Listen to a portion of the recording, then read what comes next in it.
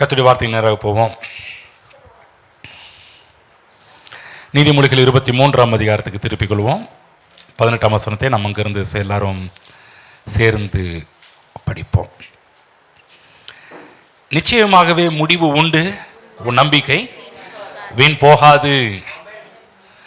இயேசு நாமத்தில் உங்கள் யாவரையும் வாழ்த்தி வரவிருக்கின்றோம். இன்றைக்கு நீங்கள் இங்கே வந்திருப்பது நல்லது. ஆகவே இங்கே வந்திருக்கிற நீங்கள் முதலாவது இயேசு கிறிஸ்துவை குறித்த காரியத்தை கேளுங்கள், சத்தியத்தை கேளுங்கள். வேதம் சொல்லுகின்றது, சத்தியத்தையும் அறிவீர்கள், சத்தியம் உங்களை விடுதலையாக்கும். உங்கள் வாழ்க்கையில் எந்த பிரச்சனை இருந்தாலும், எந்த அடிமைத்தனங்கள் இருந்தாலும், எத்தனை போராட்டங்கள் இருந்தாலும், அத்தனை காரியத்திலிருந்து உங்களை விடுதலையாக்கக்கூடியது சத்தியத்தை அறிகின்ற அறிவு. ஆகவே உங்கள் வாழ்விலே பெரிய பெரிய விடுதலைகள் உண்டாவது எல்லாவற்றையும் நீங்கள் இந்த சத்தியத்தின் மூலமாக பார்க்க ஆரம்பிப்பீர்கள். இயேசு கிறிஸ்துவை குறித்து வேதம் சொல்கின்றது, நானோ அவைகளுக்கு ஜீவன் உண்டாயிருக்கவும் அந்த ஜீவன் பரிபூர்ணப்படவும் வந்தேன் என்பதாக யோவான் 10:10 கர்த்தராகிய இயேசு கிறிஸ்து சொல்றார். அது சொல்றதுக்கு முன்னாடி ஒரு வசனம் சொல்றார், திருடன் திருடவும் கொல்லவும் அழிக்கவும் வருகிறான் என்று வேறு ஒன்றுக்கும் வரான். இந்த உலகத்தில் 2 சக்திகள் செயல்படுகின்றது. ஒன்று நன்மை செய்கின்ற சக்தி, இன்னொன்று தீமை செய்கின்ற சக்தி. இந்த 2 சக்தியை தவிர வேற எந்த சக்தியும் கிடையாது என்பதையும் புரிந்து கொள்ள வேண்டும். இந்த 2 சக்திகள் தான் இந்த உலகத்தில் அதிகமாக செயல்பட்டு கொண்டிருக்கிறது. பிசாசை பற்றி இயேசு கிறிஸ்து சொல்லும்போது, அவன் திருடுகிறவன், அவன் கொல்லுகிறவன், அவன் அழிக்கிறவன் என்று இயேசு கிறிஸ்து சொல்லியிருக்கிறார். அதாவது என்னன்னா, இந்த 3 காரியத்தை அதிகமாக செய்கின்றவன். எங்கெல்லாம் திருடுகிற வேலை இருக்குதோ அங்கே நல்லா புரிஞ்சுக்கணும், அங்கே பிசாசு உள்ள நுழைஞ்சிட்டாங்க. எங்கெல்லாம் அழிக்கிற வேலை இருக்குதோ அங்கெல்லாம் பிசாசு செயல்படுறான். எங்கெல்லாம் கொல்லுகிற வேலை இருக்குதோ அங்கெல்லாம் பிசாசு செயல்பட்டு கொண்டிருக்கிறான்.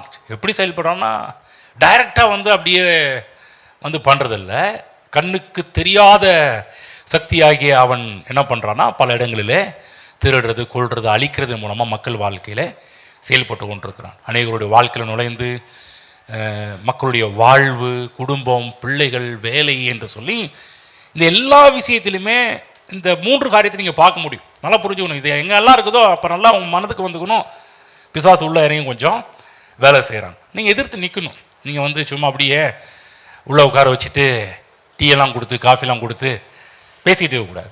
எங்கெல்லாம் உள்ள இந்த திருடுறது, கொள்வது, அழிக்கிற வேலை செயல்படுதோ அங்கே உடனே இறங்கி இயேசு கிறிஸ்து நாமத்தை பயன்படுத்தி அவனை விரட்ட ஆரம்பிக்க வேண்டும். அப்போ எல்லா தீமைகளுக்கும் பிசாசு காரணம் உள்ளவனாக இருக்கின்றான். ஆனால் கர்த்தராகிய இயேசு கிறிஸ்து பிசாசை காட்டிலும் கோடி மடங்கு பெரியவர். எத்தனை மடங்கு அவனுக்கு மேலே வச்சா கூட அதுக்கு மிகையாகாது. அந்த அளவுக்கு இயேசு கிறிஸ்து அவர் பெரியவர். வேதம் சொல்லுகின்றது இயேசு கிறிஸ்துவை பற்றி, அவர் கொல்லுகிறவர் அல்ல, திருடுகிறவர் அல்ல, அழிக்கிறவர் அல்ல. ஆனால் கிறிஸ்துவ சபை என்ன பண்ணுச்சுன்னா, இது எல்லாவற்றையுமே கடவுள் மேலே போட்டுருச்சு, இயேசு மேலே போட்டுருச்சு. அவர் தான் இதெல்லாம் பண்ணுறாருன்ற மாதிரி காமிச்சிட்டாங்க. கிடையாது, தேவன் தீமை செய்கிறவர் அல்ல, அவர் நன்மை செய்கிறவர், நன்மை செய்கிறவராய் சுற்றி தீர்ந்தார் என்று வேதத்தில் நாம் பல இடங்களில் பார்க்க ஆரம்பிக்கின்றோம். அவர் ஜீவனை எடுக்கிறவர் அல்ல, ஜீவனை கொடுக்கிறவர். நன்றாக புரிந்து கொள்ளுங்கள். அநேக நேரத்தில் இந்த துக்க வீட்டெல்லாம் கர்த்தர் கொடுத்தார், கர்த்தர் எடுத்தார் என்ற லெவலுக்கு சொல்றதுனால கடவுள் தான் ஏதோ ஜீவனெல்லாம் எடுத்துக்கிட்டு இருக்கிறாரு என்கின்ற அந்த ஒரு காரியம் இன்றைக்கு கிறிஸ்தவ மத்தியிலும் அதிகமாக உண்டாகி இருக்கின்றது. கிறிஸ்தவங்க பாருங்க, இந்த துக்க வீடுகள்லாம் இப்படிப்பட்ட வார்த்தை பேச பேச அடுத்த தலைமுறைகள் என்ன பண்ணுறாங்கன்னா, ஓ கடவுள் தான் அதெல்லாம் பண்ணுறாரு போல, அவர் தான் கொடுக்குறவரும் அவர் தான் எடுக்கிறவராக இருக்கிறாரு என்கின்ற எண்ணம் உருவாகி விடுகின்றது. நான் சொல்கின்றேன், எல்லா மனிதர்களுக்கும் ஜீவனை கொடுக்கின்ற ஜீவாதிபதி கர்த்தராகிய இயேசு கிறிஸ்து. இன்றைக்கும் இயேசு கிறிஸ்து மனுவர்க்கத்துக்கு ஜீவனை கொடுக்கிறவராகவே இருக்கின்றார். அந்த ஜீவன் பரிபூர்ணப்பட வேண்டும் என்றும் கர்த்தர் விரும்புகிறார். தேவன் அவருடைய ஜீவனை நமக்காக கொடுத்திருக்கிறார், தன்னுடைய ஜீவனை நமக்காக கொடுத்திருக்கிறார். மனிதன் இந்த உலகத்தில் பாவம் செய்து தேவரகமான ஜீவனை அவன் இழந்து போனான். யோசிச்சு பாருங்க, கடவுள் மனிதனுக்கு அப்படிப்பட்ட ஒரு வாழ்வை தான் ஆதியிலே கொடுத்திருந்தார். ஏதேன் தோட்டத்தில் அப்படிப்பட்ட வாழ்வை தான் மனிதன் அனுபவித்தான். பாவம் என்ற ஒன்று தேவரகமான வாழ்வை அழித்து போட்டது. நீங்க மனிதன் பாருங்க, இப்படிப்பட்ட ஒரு வாழ்க்கையை பெற்றுக்கொள்வதற்கு பலன் இல்லாதவனா இருக்கிறான், பலனற்றவனாக இருக்கிறான். வேதம் சொல்கின்றது, ரோமர்லாம் சொல்றாரு, அவர்கள் பலனற்றவர்கள் என்று வேதத்தில் சொல்லப்பட்டிருக்கிறது. இன்றைக்கு பலனற்றவனாக இருக்கிறதுனால தேவரகமான ஜீவனை அடைவதற்கு எந்த முயற்சிகள் எடுத்தாலும் அவன் இழந்து போன இந்த தேவரகமான ஜீவனை மறுபடியும் பெற்றுக்கொள்ள முடியாது. அவனுடைய படிப்புகளும் திறமைகளும் தாளந்துகளும் இருக்கலாம், பணம் இருக்கலாம், ஆனால் இவைகள் எல்லாமே மனிதனுக்கு தேவரகமான வாழ்வை அவர்களுக்கு மீட்டுக் கொடுக்க முடியாது. தேவன் மனிதன் மேல் அன்றும் இன்றும் என்றும் அன்புள்ளவராகவே இருக்கிறார். மனிதன் மீது தேவன் வைத்த அன்பு, பாசம், நேசம் அது மாறவே மாறல. ஒவ்வொரு நாளும் இயேசுவின் அன்பு நம்முடைய வாழ்விலே கூடிக்கொண்டே தான் இருக்கிறது ஒழிய தேவனுடைய அன்பு ஒரு நாளும் நம்முடைய வாழ்வில் குறைந்து போகவே இல்லை. இன்றைக்கு மனிதன் இழந்து போன நிலைமையில் இருக்கின்றான். அவனை தூக்கி எடுத்து அவன் இழந்து போன தேவரகமான வாழ்வை திரும்பவும் அவனுக்கு கொடுத்து அவனை மனிதனாக மாற்றும்படிக்கு தான் கர்த்தராகிய இயேசு கிறிஸ்து இந்த உலகத்தில் வந்தார். நானோ அவைகளுக்கு ஜீவன் உண்டாயிருக்கவும். ஜீவன் என்றால் என்ன? தேவரகமான வாழ்வு, joy, God kind of life. அந்த நானும் அவைகளுக்கு தேவரகமான வாழ்வை கொடுக்கும்படிக்கு வந்திருக்கிறேன் என்று சொல்றாரு. ஆகவே தேவ பிள்ளைகளே, புத்தி கட்டாத விவரிக்க முடியாத தேவனுடைய அன்பை புரிந்து கொள்ளுங்கள். அன்பினால் தான் தேவன் இந்த உலகத்துக்கு மனிதனை தேடி வந்தார். நீ கேட்கலாம், ஆண்டவரே ஏன் நீ தேடி வந்தீங்க? அவர் சொல்லுவார், ஒன்லி உன் மேல வச்சிருக்கிற அன்பு, பாசம், நேசம், இது நிமித்தமாக தான் தேவன் இந்த உலகத்துக்கு இறங்கி வந்தார். மனிதனை நேசித்தபடியால் இயேசு இந்த உலகத்துக்கு இறங்கி வந்தார். எப்படி ஒரு டீச்சர், ஒரு ஆசிரியர் பார்த்தீங்கன்னா போர்டில் எழுதி அதை அழிக்கிற மாதிரி இயேசு கிறிஸ்து இந்த உலகத்தில் இறங்கி வந்து தன்னுடைய இரத்தத்தினால் நம்முடைய பாவங்கள் எல்லாவற்றையுமே கழுவி சுத்திகரிச்சிருக்கிறார். தேவன் மனிதனை தள்ளிவிடவில்லை, மறந்து விடாதீர்கள். கெட்டுப்போன மனிதனை கடவுள் தூக்கி எடுத்து திரும்பவும் அவனுக்கு அதே ரகமான தேவ ரகமான வாழ்வை கொடுத்திருக்கிறாரு. தேவ பிள்ளைகளே, அதற்காக தான் கர்த்தராகிய இயேசு கிறிஸ்து இந்த உலகத்தில் வந்து அடிக்கப்பட்டு ரத்தம் சிந்தி மரித்து அடக்கம் பண்ணப்பட்டு 3ஆம் நாள் உயிர்த்தெழுந்தார். எதனால? மனிதனுடைய வீழ்ச்சி ஆழமானது. மனிதனுடைய வீழ்ச்சி ரொம்ப பார்த்தீங்கன்னா ரொம்ப டெப்தானது. அது ஆகவேதான் பாருங்க, அதுக்கு கரையும் கொஞ்சம் அதிகமாக கொடுக்க வேண்டியதாக இருந்துச்சு. ஆகவேதான் தேவன் தம்முடைய ஒரே பேரான குமாரனை அனுப்ப வேண்டியதாயிருச்சு. பெரிய கரையும் கொடுக்கப்பட்டால் ஒழிய மனிதனை மீட்கவே முடியாது. ஆகவேதான் தன்னுடைய பரிசுத்த இரத்தத்தை சிந்தும்படிக்கு கர்த்தராகிய இயேசு கிறிஸ்து இந்த உலகத்தில் வந்தார். கல்வாரி சிலுவையை பார்க்கும்போது பவுல் சொல்வாரு, கிறிஸ்துவனுடைய அன்பு என்னை நெருக்கி ஏவுகிறது. அவருடைய அன்பு, தேவன் என்னை உங்களை நேசித்தபடியால் தான் இந்த உலகத்துக்கு இறங்கி வந்திருக்கிறாரு. ஆகவேதான் தேவ பிள்ளைகளே, தேவனுடைய கல்வாரி பாடுகள் மூலமாக மனிதர்களுக்குள்ளாக இருக்கின்ற பாவம் மனிதனை விட்டு விலகுகின்றது. தேவனுடைய கல்வாரி பாடுகள் மூலமாக பாவம் விலகினது மட்டுமல்லாமல் மனிதர்களுக்கு தேவரகமான வாழ்வு திரும்பவும் மனிதர்களுக்கு கிடைக்க ஆரம்பித்திருக்கின்றது. அதுதான் இந்த தேவரகமான வாழ்வுக்கு, தேவரகமான வாழ்வை அடைவதற்கு ஒரே வழி கர்த்தராகிய இயேசு கிறிஸ்து. ஆமென். இன்றைக்கு உலகத்தில் பல வழிகள் இருக்குதுன்னு மக்கள் நம்பிட்டு இருக்கிறாங்க. இல்லை, ஒரே வழி மட்டும்தான் இருக்குது. வேதத்தில் போடப்பட்டது, மனுஷனுக்கு செம்மையாய் தோன்றுகிற வழிகள் உண்டு, அத்தனை வழிகளும் மரண வழிகள் என்று வேதத்தில் போடப்பட்டிருக்கிறது. ஏனென்றால் மனிதனுடைய முடிவு, மனிதனுடைய வழிகள் எல்லாமே பார்த்தீங்கன்னா ஒரு விரக்தி. அது எல்லாமே பார்த்தீங்கன்னா அது தேவரகமான வாழ்வுக்கு நேராக கொண்டு போகிறது கிடையாது. இந்த வழி மனிதன் உண்டாக்குன வழி கிடையாது. தேவரகமான வழியை, நமக்கு தேவரகமான வாழ்வை கொடுப்பதற்கு தேவன் உண்டாக்குன வழிதான் இயேசு கிறிஸ்து. ஆமென். அவர் இந்த உலகத்துக்கு வந்த ஒரு நாள் தான் கிறிஸ்மஸ் நாம் கொண்டாடி கொண்டிருக்கிறோம். இயேசு கிறிஸ்து சொன்னார், நானே வழியும் நானே சத்தியமும் நானே ஜீவனுமாய் இருக்கிறேன். அப்போ ஆசீர்வாதத்துக்கு பெறுவதற்கு இந்த உலகத்தில் வேற எந்த ஒரு வழியும் கிடையாது தான். தேவரகமான வாழ்வை பெறுவதற்கு ஒரே ஒரு வழி மட்டும்தான் இருக்குது, இயேசு கிறிஸ்து மட்டும்தான். ஏனென்றால் அவர் மட்டும்தான் இந்த உலகத்தில் மனுஷனுக்காக இந்த உலகத்தில் பிறந்தவர். கடவுள் இறைவன் மனிதனானார். ஆமென். இந்த உலகத்தில் பாருங்கள், கடவுள்னு சொல்கிற எல்லாரும் ஹிஸ்ட்ரிலாம் நீங்கள் எடுத்து பார்த்தீங்கன்னா எல்லாமே ஒரு மனிதர்களை கடவுளாக கும்பிட்டு கொண்டிருக்கிறார்கள். நம்முடைய இந்திய தேசத்தை எடுத்துக்கிட்டிங்கன்னா கடவுள்னு சொல்கிறதுக்கு யாரும் கிடையாது, மனிதர்களை கடவுளாக வழிபட்டு கொண்டிருக்கிறார்கள், அவ்வளவுதான். ஆனால் ஒரே ஒருத்தர் மட்டும்தான் இறைவன் கடவுளானார், கடவுள் மனிதனானார் என்பது கிறிஸ்தவத்தில் மட்டும்தான் பேசப்படுகின்ற ஒரு அற்புதமான ஒரு காரியம். ஆகவே ஏன் மனிதனானார்? என்னையும் உங்களையும் மீட்பதற்காக. மீட்டு சும்மா அப்படி விடுறது கிடையாது, திரும்பவும் மனிதன் இழந்து போன தேவ ரகமான வாழ்வை கொடுப்பதற்காகத்தான் இயேசு கிறிஸ்து இந்த உலகத்துக்கு இறங்கி வந்திருக்கிறார். வேதம் சொல்கின்றது, அவரால் இன்றி வேறு ஒருவராலும் ரட்சிப்பு இல்லை. நாம் ரட்சிப்படையும்படிக்கு வானத்தின் கீழே பூமியின் மேலே அவருடைய நாமமே எல்லாமே வேறொரு நாமம் கட்டளையிடப்படவில்லை என்று போடப்பட்டிருக்கிறது. ஆகவேதான் நல்வாழ்வையும் தேவரகமான வாழ்வையும் நித்திய ஜீவனையும் மனிதர்களுக்கு கொடுக்கும்படியாக இயேசு கிறிஸ்து உலகத்தில் வந்தார்.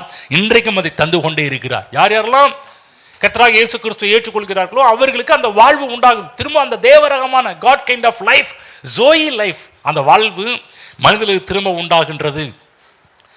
இப்படிப்பட்ட தேவரகமான வாழ்வு வேண்டும் என்றால் நம்ம செய்ய வேண்டிய ஒரு வேலை, இயேசுவின் உள்ளத்தில் வாரும், நான் உண்மை ஆண்டவராக ஏற்றுக்கொள்கிறேன், நீரே ஆண்டவர் என்று சொல்லி நம்ம அறிக்கை செய்யும் போது அவர் நம்முடைய உள்ளத்தில் வருவார். நாம் அவருடைய பிள்ளையாக மாறுவோம். நாம் இழந்து போன எல்லாம், ஜீவன், வாழ்வு எல்லாம் இயேசுவின் மூலமாக நமக்கு திரும்ப கிடைக்கின்றது. ஜீவன் உள்ளே பிரவேசிக்கும் போது நல்வாழ்வு, அந்த தேவரகமான வாழ்வுக்குள் தேவன் வைத்த எல்லா நன்மைகளும் நமக்கு உண்டாக ஆரம்பிக்கின்றது. இயேசு கிறிஸ்துவனுடைய வாழ்க்கையில் வரும்போது ஆசீர்வாதம் சொல்ல முடியாத அளவுக்கு உண்டாக ஆரம்பிக்கின்றது. இதுவரை இல்லாத, இதுவரை பெற்றுக்கொள்ளாத, இதுவரை நீங்கள் பார்க்காத, இதுவரை நீங்கள் கேட்காத, இதுவரை நீங்கள் கண்டு அறிந்திராத நன்மைகள் எல்லாம் நம்முடைய வாழ்வில் வர ஆரம்பிக்கின்றது. ஆமென். அப்படி இயேசு கிறிஸ்துவை ஏற்றுக்கொண்ட மக்கள் இந்த பூமியிலேயே உயர் ரகமான வாழ்வை வாழ வேண்டும் என்று கர்த்தர் விரும்புகிறார். அதை பற்றி தான் பேசிக்கொண்டு வருகிறோம். யாருக்கு? இயேசு கிறிஸ்துவை ஏற்றுக்கொண்ட மக்கள் எப்படி இந்த பூமியில் வாழ வேண்டும், நல்வாழ்வை விரும்புகிறார். நீங்கள் நல்லா இருக்க வேண்டும் என்று கர்த்தர் விரும்புகிறார். ஒரு நாளும் இங்கே இருக்கிற நீங்கள் நாசமாக போகிறது தேவ திட்டம் கிடையாது. உங்கள் வாழ்வில் ஒவ்வொரு நாளும் இம்ப்ரூவ்மெண்ட் ஆகணும், ஒவ்வொரு நாளும் முன்னேற்றத்தை தேவன் உங்கள் வாழ்விலே பார்க்க வேண்டும் என்று விரும்புகிறார். நாளுக்கு நாள் விருத்தி அடைய வேண்டும் என்று விரும்புகிறார். உங்கள் வாழ்வில் பார்த்தீங்கன்னா நீங்கள் இருக்கிற நிலைமையில் இருக்கக்கூடாது. உங்கள் வாழ்விலே ஒவ்வொரு நாளும் முன்னேற வேண்டும். கிருபையின் மேல் கிருபை, தயவின் மேல் தயவு, இரக்கத்தின் மேல் இரக்கம், மகிமையின் மேல் மகிமை, இவைகள் எல்லாவற்றையும் உங்கள் வாழ்வில் நீங்கள் பெருக வேண்டும் என்று தேவன் விரும்புகிறார். ஆமென். அதற்காக தான் பாருங்கள், நம்ம படித்தோம் போன வாரத்தில் லேவியராகமம் புஸ்தகம் 26ஆம் அதிகாரம் போய்க்குவோம். போன வாரத்தில் ஒரு வசனத்துடன் முடித்தோம். திரும்ப அங்கிருந்து நம்ம ஸ்டார்ட் பண்ணுவோம். 26ஆம் அதிகாரம் 10ஆம் வசனத்தை நாம் சேர்ந்து படிப்போம். 26:10 இந்த இடத்துல முழுவதும் பார்த்தீங்கன்னா கானான் தேச வாழ்வு அது எப்படிப்பட்டதாக இருக்கும் என்பதை பற்றி தான் இந்த 26ஆம் அதிகாரத்தில் நம்ம பார்க்க ஆரம்பிக்கின்றோம். அது நம்ம விட்டு வந்த எகிப்து தேசத்தை போல கிடையாது. எகிப்து தேசத்தில் வாழ்க்கை வித்தியாசமாக இருந்துச்சு. ஆனால் அது போல இது இல்லை, இது வேற மாதிரியான ஒரு வாழ்வு. இந்த தேசத்தில் கானானிலே எப்படிப்பட்ட ஒரு வாழ்வாம், 10ஆம் வசனம் சேர்ந்து படிப்போம். போன வருஷத்து பழைய தானியத்தை சாப்பிட்டு புதிய தானியத்துக்கு இடம் உண்டாகும்படி பழையதை விலக்குவீர்கள். அதாவது நான் சொன்ன உங்களுக்கு என்னன்னா, அடுத்தடுத்து தேவனுடைய வாழ்வில் அறுவடை உண்டாக்குகின்றது மட்டுமல்ல, போன வாரம் சொன்ன இல்லையா, தொடர்ச்சியான ஒரு வருமானங்கள், அறுவடை வந்து கொண்டே இருக்குது. அறுவடை வந்து கொண்டே இருக்குதுன்னா ஒரு இன்கம். பழைய ஏற்பாட்டு காலத்தில் அவருடைய இன்கமே பார்த்தீங்கன்னா அறுவடை பேஸ் பண்ணி தான் இருந்துச்சு. அப்போ அறுவடை வர வர வர என்னன்னா அவங்களுக்கு நல்ல வருமானம் வந்து கொண்டு, இன்றைக்கு இருக்கிற மொழியில் சொல்ல போனால் வருமானம் வந்து கொண்டே இருக்கிறது என்று அர்த்தம். அப்படி என்றால் கானான் தேச வாழ்வு ஷார்ட்டேஜ் கிடையாது, குறைவு கிடையாது. அப்பயே சொல்லிட்டாரு, நீங்கள் போக போகிற தேசம் ஒன்றும் உனக்கு குறைவுபடாததுமான தேசம். அப்படிப்பட்ட தேசத்துக்குள்ள தான் உன்னை கொண்டு போக போகிறான் அப்படின்னார். கவனமாக கேளுங்க. கானான் என்று சொல்லக்கூடியதும் கிறிஸ்தவ வாழ்வு என்று சொல்லக்கூடியதும் ரெண்டும் ஒன்று. கானான் என்று பழைய ஏற்பாட்டு காலத்தில் சொன்னால், புதிய ஏற்பாட்டு காலத்தில் சேம் அதே தான். இன்றைக்கு என்னவென்றால் கானான் என்று சொல்லக்கூடியது இந்த பூமியில் நாம் வாழக்கூடிய கிறிஸ்தவ வாழ்வு. சொல்லுங்க, கிறிஸ்தவ வாழ்வு. ஆமென். கிறிஸ்தவ வாழ்வு சும்மா ஒன்றும் இல்லாத கிடையாது. கிறிஸ்தவ வாழ்வு அங்கே என்ன சொல்கிற, ஒன்றும் உனக்கு குறைவுபடாததுமான வாழ்வு. பைபிளில் போடப்பட்டிருக்குது. என்ன போடப்பட்டிருக்குதுன்னா, சிங்கக்குட்டிகள் தாழ்ச்சியடைந்து பட்டினியாக இருக்கும், கர்த்தரை தேடுகிறவர்களுக்கோ ஒன்றும் குறைவு படாது. அப்போ அப்படிப்பட்ட ஒரு வாழ்வை நீங்கள் வாழ வேண்டும் என்று கர்த்தர் விரும்புகிறார். அப்போ இந்த இடத்துல பார்க்குறோம், அறுவடை தொடர்ச்சியாக வருமானம் படிப்படியாக வந்து கொண்டிருக்கிறது கிறிஸ்தவ வாழ்வில் மட்டுமல்ல. போன வருஷத்து பழைய தானியத்தை சாப்பிட்டு புதிய தானியத்துக்கு இடம் உண்டாகும்படி பழையதை விலக்குவீர்கள். அகற்றுவீர்கள். இது சொல்ல போனா புதுசு வந்துருச்சு, இப்போ புதுசு உள்ளே போகணும்னா பழசெல்லாம் கொஞ்சம் ரிமூவ் பண்ணு, பழசெல்லாம் கொஞ்சம் வெளியே அனுப்புன்றார். நான் போனால் ரொம்ப கொஞ்சம் ஒரு சில விஷயத்தெல்லாம் சொன்ன வந்து, ஆனால் நம்ம ட்ரை பண்ணுவோம், அப்படிப்பட்ட லைஃப்குள்ளே வருவோம். இங்கே இருக்கிற எல்லாருடைய வாழ்வும் அப்படிப்பட்ட வாழ்வுக்குள்ளே வர வேண்டும் என்று கர்த்தர் விரும்புகிறார். ஆனால் என்ன சொல்ல வரேன்னா, பழையதை நீக்க வேண்டும், பழையதை விலக்குவீர்கள், பழையதை தூக்கி போடுவீர்கள் என்று அல்ல. பழசெல்லாம் வந்து தூக்கி போட்டுட்டு இந்த பழசெல்லாம் இந்த போய்க்கு வர அன்னைக்கு பழசெல்லாம் கொண்டு வந்து எரிக்கிற மாதிரி பழசெல்லாம் எரிக்க சொல்கிறாரா? அப்படி சொல்கிறாரா? கிடையாது. பழையதை தேவைப்படுபவர்களுக்கு கொடுப்பீர்கள் என்ற அர்த்தம். அதாவது புதுசு வரணும்னா பழசெல்லாம் கொண்டு போய் எங்கேயோ தூக்கி போட்டு அப்படி கிடையாது, தூக்கி போடுறது இல்லை, எரிக்கிறது கிடையாது. தேவனுடைய ப்ராசஸ் என்ன, தேவனுடைய திட்டம் என்ன? கிறிஸ்தவ வாழ்வின் பல கானானுடைய தேவன் திட்டம் அதுதான், கிறிஸ்தவ வாழ்வின் தேவன் திட்டம் அதுதான். நிறைய வர வர வர நிறைய வரும். அப்போ அது பழசெல்லாம் என்ன பண்ணுறது? ஆண்டவரே பழசை என்ன பண்ணு, ஏழைகளுக்கும் எளியவர்களுக்கும் கொடு. கானானில் தேவன் அந்த திட்டத்தை கொண்டு வந்தார். இன்னும் சொல்லப்போனால் ஜூப்ளின்னு ஒரு திட்டத்தை கொண்டு வந்தார், யூப்ளின்னு ஒரு திட்டத்தை கொண்டு வந்தார். 50 வருஷத்துக்கு ஒரு முறை. எவ்வளோ பெரிய திட்டம் தெரியுங்களா?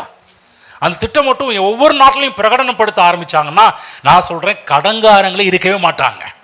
பைபிளில் யூப்ளி ஜூப்ளி ஜூப்ளி ஒவ்வொரு வருஷத்தும் 50வது வருஷம் என்னன்னா கடன்கள் ரத்து செய்யும் ஆண்டு. கடன்கள் அங்கே சொல்கிறாங்களே தள்ளுபடி பண்ணுற ஒரு வருடம் 50வது வருஷம். எல்லாருமே வெயிட் பண்ணுவாங்க அந்த வருஷத்துக்காக. கடன் கொடுக்குறவங்க போய் யோசிப்பாங்க, 50வது வருஷம் வந்துச்சுன்னா கொடுத்த காசு வரும், அவனும் கொஞ்சம் ஜாக்கிரதை, கடன் கொடுக்குறோன்னு ஜாக்கிரதையாக இருப்பான், கடன் வாங்கணுமா அதை விட ரொம்ப கொண்டாட்டத்தில் இருப்பான். என்னன்னா 50வது வருஷம் கடன்கள் ரத்து செய்யும் ஆண்டு. யோசிச்சுப்பார். இந்த மாதிரி ஒவ்வொரு தேசத்துலையும் கொண்டு வந்தா நாட்டு பிரதமர், நீங்கள் ஒருவேளை பிரதமர் ஆனீங்கன்னா என்ன பண்ணுங்க, இந்த சிஸ்டத்தை கொண்டு வாங்க. புரியுதுங்களா? கொண்டு வந்து பாருங்க எவ்வளோ நாடு ரொம்ப நல்லா இருக்குன்னு பாருங்க. ஓகே, இங்கே தேவன் அப்படிதான், அப்படிப்பட்ட ஒரு காரியம். அப்போ இந்த சிஸ்டத்தை தேவன் வைத்திருக்கிறார். கானானில் கானான் என்று சொல்வதும் கிறிஸ்தவ வாழ்வு என்று சொல்வதும் திரும்ப சொல்கின்ற ஒன்று. கிறிஸ்தவ வாழ்வில் தேவன் அவர் சொல்ல புதுசுக்கு வாழ்க்கையில் இடத்த உண்டாகும்னா முதல்ல பழசெல்லாம் எடுத்து ரிமூவ் பண்ணு. அதை எடுத்து என்ன பண்ணனா தேவைப்படுபவர்களுக்கு கொடு.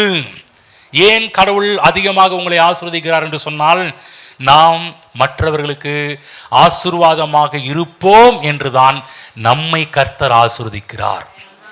நல்லா புரிஞ்சுக்கணும். என்னையும் உங்களை கர்த்தரையும் ஆசீர்வதிக்கிறார். ஏனென்றால் தேவனுக்கு தெரியும், ஓகே இந்த லியோ அவன் என்ன பண்ணுவானா அவன் எடுத்து மற்றவங்களுக்கு கொடுப்பான் என்பதற்காகவே என்னை ஆசீர்வதிக்கிறார், உங்களையும் ஆசீர்வதிக்கிறாரு. நீங்க எடுத்து மற்றவர்களுக்கு கொடுப்பீர்கள் என்று தெரிந்துதான் கர்த்தர் உங்களை ஆசீர்வதிக்கின்றார். ஆமென். இன்னைக்கு ஆபிரகாமுடைய ஆசீர்வாதம் என்ன? நீ ஆசீர்வாதமாய் இருப்பாய். அவர் அழைக்கும் போதே கடவுள் பெரிய ஒரு சொல்றாரு, உன்னை ஆசீர்வதிப்பேன், நீ ஆசீர்வதிச்சு உனக்கு மட்டும் இல்லப்பா, நீ ஆசீர்வாதமாய் இருப்பாய்.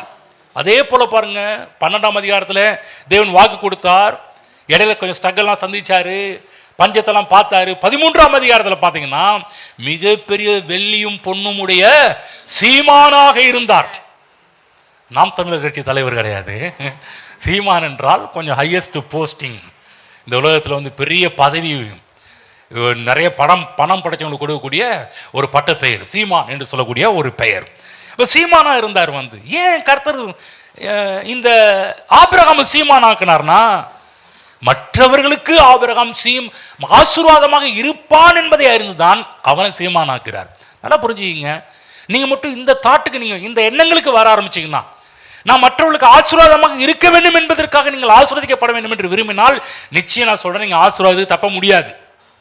நம்ம என்ன பண்றோம்னா, நம்ம நல்லா இருந்தா போதும் இல்லைங்க, நம்ம நல்லா இருக்கணுன்றதுக்காக கடவுள் நம்மளுக்கு ஒரு நாள் திரும்ப சொல்றேன், நீங்க மட்டும் நல்லா இருக்கணுன்றதுக்காக கர்த்தர் உங்களை ஆசீர்வதிக்கவே மாட்டார், ஆசீர்வதிக்கவும் முடியாது. கடவுளுடைய ஆசீர்வாதம் நம்மையும் நிறைத்து நம் மூலமாக மற்றவர்களுக்கும் நாம் ஆசீர்வாதமாக இருக்க வேண்டும் என்பதற்காக தான். அதற்காக தான் வேதம் சொல்கிறது, அப்பொழுது நான் வானத்தின் பலகணியிலிருந்து இடம் கொள்ளாமல் போக மட்டும் நான் அவன் மேல் ஆசீர்வாதத்தை வருஷிப்பேன். ஏன் கர்த்தர் இடம் கொள்ளாமல் போக மட்டும் ஆசீர்வதிக்கிறாரு? ஓ, இந்த உலகத்தில் நான் தான் டாப் 1ல இருக்குன்றது காமிக்கிறதுக்காகவா? அதுக்காக கர்த்தர் பண்ணார், முதல்ல பழசெல்லாம் நீக்கினார். யோசிப்ப, ஒருத்தனும் ப்ரௌடு வரக்கூடாது, ஒருத்தனுக்கும் பெருமை வந்து என்கிட்ட இவ்வளோ இருக்குது அவ்வளோ இருக்குது, நான் தான் டாப் 1ல இருக்குன்ற சொல்லக்கூடாது என்பதற்காக வருஷம் ஸ்டார்ட் பண்ணும்போது பழச நீக்கு, புதுசுக்கு இடம் உண்டாக முடியும், பழையதை இப்போ பழசு நீக்கும் போது அவன் சொல்ல முடியுமா என்கிட்ட இவ்வளோ இருக்குன்னு சொல்ல முடியுமா? சொல்ல முடியாது. நான் தான் ஃபர்ஸ்ட், நீ தான் செகண்ட் சொல்ல முடியுமா? சொல்ல முடியாது. நம்ம கடவுள் ஆசீர்வதிக்கிறாரு. ஏன்? பழையதை விளக்குவீர்கள். எதற்காக பழையதை விளக்க சொல்றாரு? ஏழை எளியவர்களுக்கு கொடுக்கும்படிக்காகவே. ஆகவே ஏன் கர்த்தர் ஒருத்தர் ஆசீர்வதிக்கிறார் என்றால், மற்றவர்களுக்கு நீங்கள் கொடுக்க வேண்டும் என்பதற்காக தான் கர்த்தர் உங்களை ஆசீர்வதிக்கிறார். ஆமென். புரிஞ்சுச்சுங்களா என்ன சொல்றேன்னு? பக்கத்தில் புரிஞ்சுச்சா? ஏதாவது உள்ள போச்சா? கிறிஸ்தவ வாழ்வுனா என்னன்னு புரிஞ்சுக்கிட்டீங்களா? சபை மறந்துருச்சு. சபை நம்ம யார், அதாவது தங்களை யாருன்னு காமிக்கிறதுக்காகவே மக்கள் ஆசீர்வாதத்தை விரும்புகிறாங்க. அது தேவனுடைய திட்டாதும் கிடையாது. உன்னை யாருன்றது காமிக்கிறது இல்லைப்பா, என்னையே யாருன்றது காமிக்கிறதுக்காக நான் உன்னையவே ஆசீர்வதிக்கிறேன். தேவன் எப்படிப்பட்டவர்? அவர் தயால பிரபு. அப்போ நமக்கு கடவுள் ஏன் கடவுள் நம்மளை ஆசீர்வதிக்கிறார்னா, நாம் எடுத்து மற்றவர்களுக்கு கொடுக்கும்படிக்கு. தேவன் ஒரு சுயநலவாதி அல்ல, தேவன் பொதுநலவாதி. நன்றாக மனதில் கொண்டு போய் வைத்துக் கொள்ளுங்கள். இன்றைக்கு எல்லாரும் நன்றாக இருக்க வேண்டும் என்று விரும்புகிறார்கள். நல்லது. திரும்ப சொல்றேன், ஏன் கடவுள் விசுவாசிகள் ஆசீர்வதிக்கிறார் என்றால், அவர்கள் மூலமாக மற்றவர்கள் ஆசீர்வதிக்கப்பட வேண்டும் என்பதற்காக தான் தேவன் இன்றைக்கு என்னையும் உங்களையும் ஆசீர்வதிக்கிறார். இப்படி கடவுள் நம்மளை ஆசீர்வதிக்கும் போது நாம் சுயநலவாதிகளாக இருக்கக்கூடாது. இந்த நேரத்தில் பாருங்க, கிறிஸ்தவங்களுடைய மனநிலை பார்த்தீங்கன்னா சுயநலம் அதிகமாக பிடித்து கொண்டிருக்கிறது. ஜெபம் பண்ணும்போது கூட பாருங்க, தப்பா ஜெபம் பண்றாங்க. இங்க உள்ளவங்க கிடையாது. சில இடத்துல ஜெபம் பண்ணுவாங்க, என்னை ஆசீர்வதிங்க ஆண்டவரே. ஜெபம் பண்ணணும். எப்படி ஜெபம்? என்னை ஆசீர்வதியும், நான் மற்றவர்களுக்கும் ஆசீர்வாதமாக இருக்க என்னை ஆசீர்வதியும் ஆண்டவரே. ஹலோ, இந்த ஜெபம் நல்லா இருக்குதா? ஒன்லி என்னை ஆசீர்வதி மட்டும் நல்லா இருக்குதா? இல்லை, என்னை ஆசீர்வதிங்க ஆண்டவரே. ஏன் என்னை ஆசீர்வதிக்கணும்னா, நான் மற்றவர்களுக்கு ஆசீர்வாதமாக இருப்பதற்காக என்னை ஆசீர்வதியும். இப்படிப்பட்ட ஜெபம், இப்படிப்பட்ட ஆட்கள் கர்த்தருக்கு ரொம்ப பிடிக்கும். யார் யாருக்கெல்லாம் இப்படிப்பட்ட எண்ணம் உடையதோ நல்லா புரிஞ்சுங்க, நீங்க கர்த்தரையே கவர் ஆளுங்க. நம்ம பாட்டு பண்ணோம் இல்லையா, பரலோக கவனத்தை ஈர்க்க வேண்டும். துதிக்கும் போது பரலோக கவனம் நம்ம மேல வரும். இன்னும் பரலோக அட்டென்ஷன் உங்க மேல வரும்னா, யார் யாரெல்லாம் சுயநலவாதியாக இல்லாமல் பொதுநலவாதிகளாக மாறுகளோ அப்போது பரலோகம் உங்க பக்கம் திரும்ப ஆரம்பிக்கும். அது கவனம் உங்க பக்கம் திருப்ப ஆரம்பிக்கும். அப்படிதான் பாருங்க, ஒரு விவசாயி இப்படி ஜெபம் பண்ணாராம். எப்படி ஜெபம் பண்றாருன்னா, ஆண்டவரே என்னையும் என் மனைவியையும் ஆசீர்வதியும், என் மகன் ஜானையும் அவன் மனைவியையும் ஆசீர்வதியும், எங்கள் 4 பேரை மட்டும் ஆசீர்வதியும், மற்றவர்களை ஆசீர்வதித்து விடாதீர்கள் என்று சொல்லி ஜெபம் பண்ணாராம் ஒரு ஃபாரின் விவசாயி. அப்ப அதை விளக்குறதுக்கு ஒரு பிரசங்கர் சொல்றாரு, இப்படிப்பட்ட ஜெபம் கூரையவே தாண்டாது அப்படின்ற.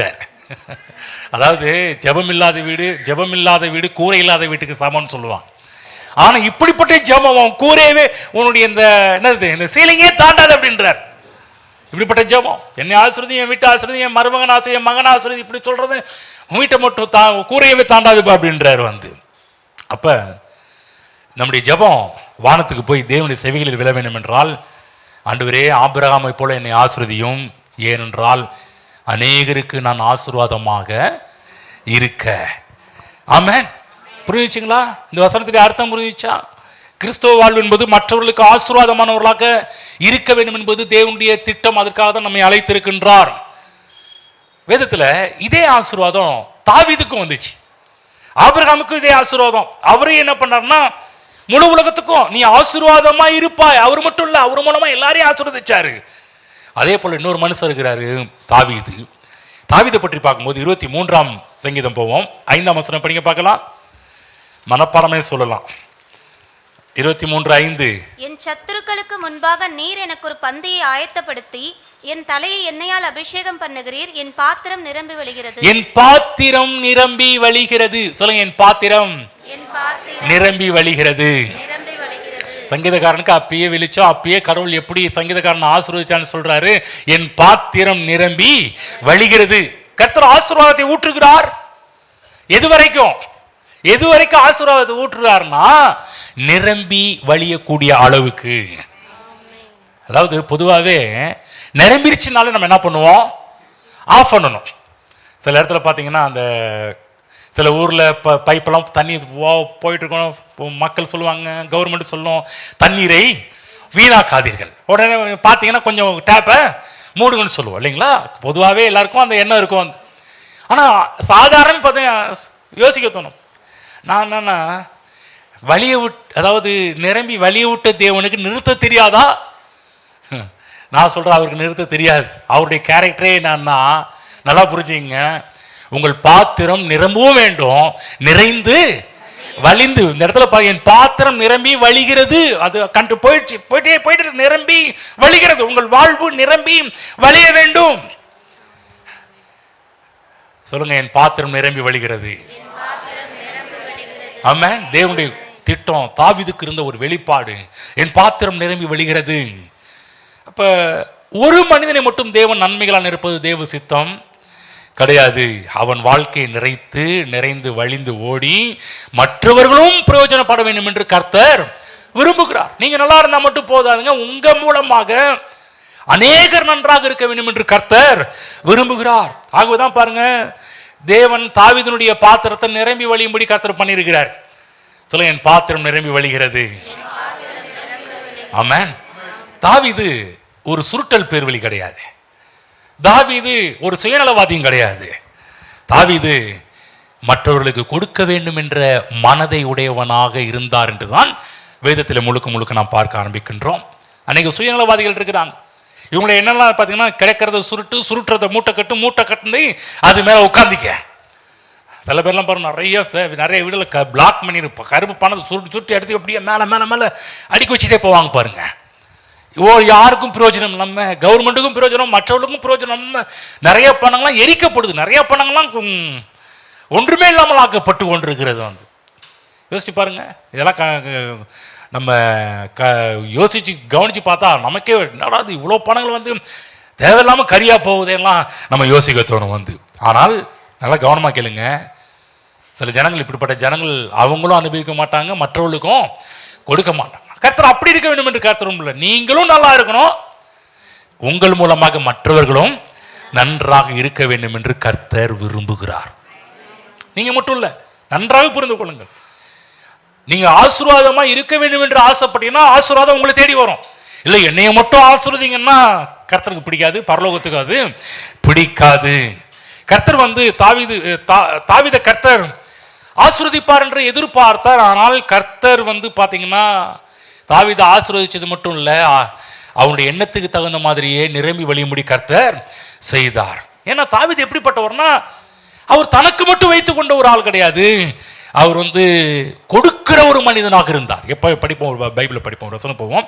சங்கீதம் 16 போங்க, 2-3 வசனம் படிங்க பார்க்கலாம். சங்கீதம் 16:2-3 அவருடைய எண்ணத்தை பாருங்க. என் நெஞ்சமே நீ கர்த்தரை நோக்கி, 16ஆம் அதிகாரம் 2-3 வசனம் படிங்க. என் நெஞ்சமே நீ கர்த்தரை நோக்கி, தேவரீர் என் ஆண்டவராய் இருக்கிறீர், என் செல்வம் உமக்கு வேண்டியதா இராமல். கவனிங்க, இவருடைய விஷயம் கவனம். இவர் என்ன சொல்ற, என் செல்வம் உமக்கு வேண்டியதா இராமல் பூமியில் உள்ள பரிசுத்தவான்களுக்கும் நான் என் முழு பிரியத்தையும் வைத்திருக்கிற மகாத்மாக்களுக்கும் அது வேண்டியதா இருக்கிறது என்று சொன்னாய். பாத்தீங்க, உள்ளத்துல சொல்றாரு. எவ்வளவு அருமையான ஒரு வார்த்தையை சொல்றாரு பாத்தீங்களா. என் நெஞ்சமே நீ கர்த்தரை நோக்கி, தேவரீர் ஆண்டவராயிருக்கிறீர், என் செல்வம் உமக்கு வேண்டியதாயிராமல். விஷயம் புரிஞ்சிருச்சு.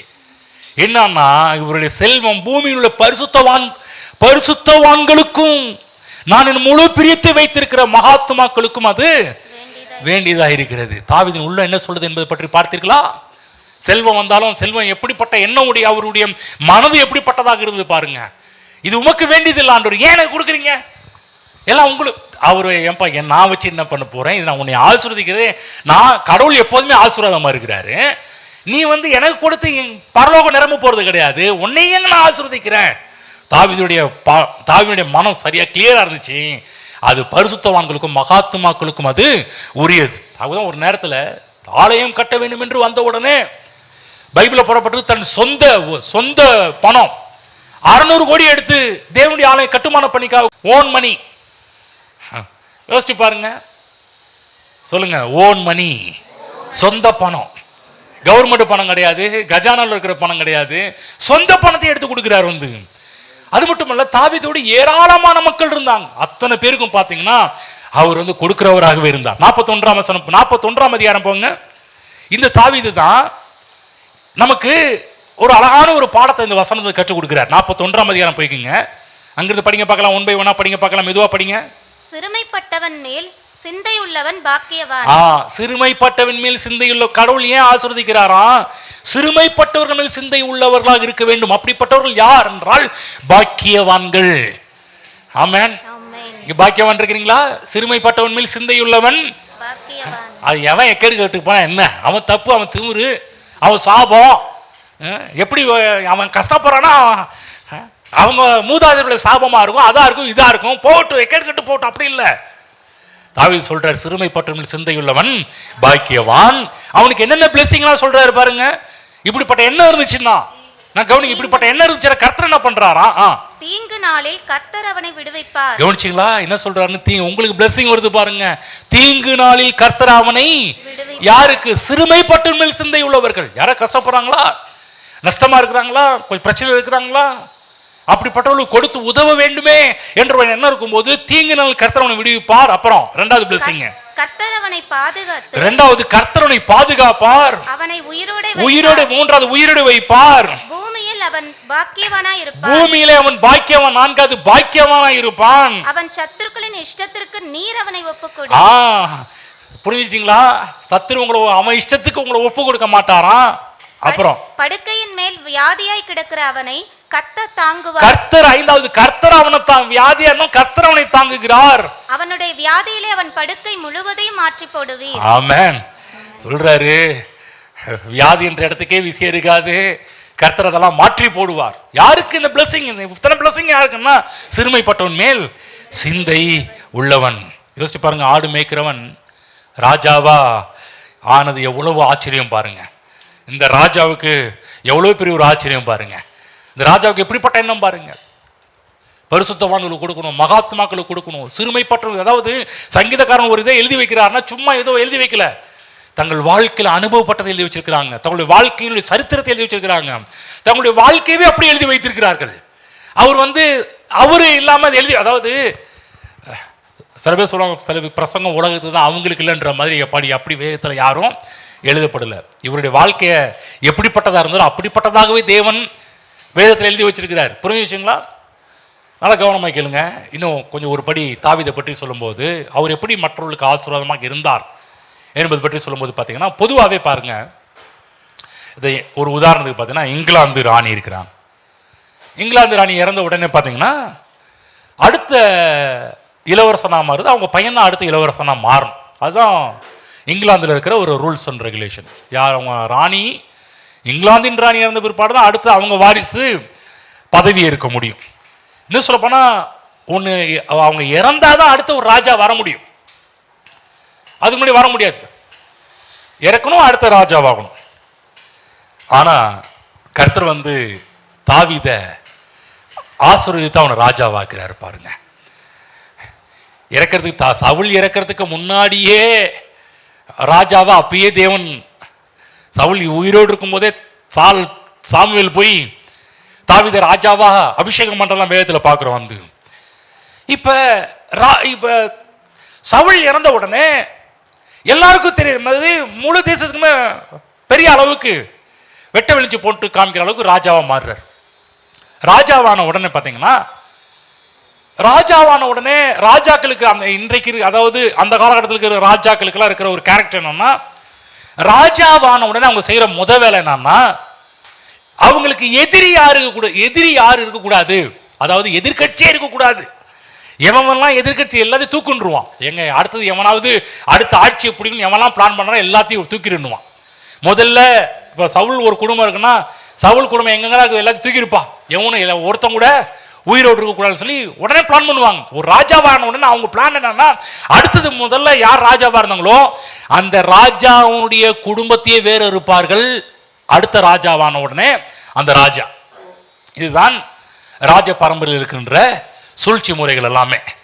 புரிஞ்சுங்களா? இப்படி இருக்கும்போது தான் தாவீது ராஜாவான உடனே முதல் கேள்வியை கேட்கிறார். என்ன கேள்வி நம்ம கேட்கிறாரு? 2 சாமுவேல் 9:1 போங்க.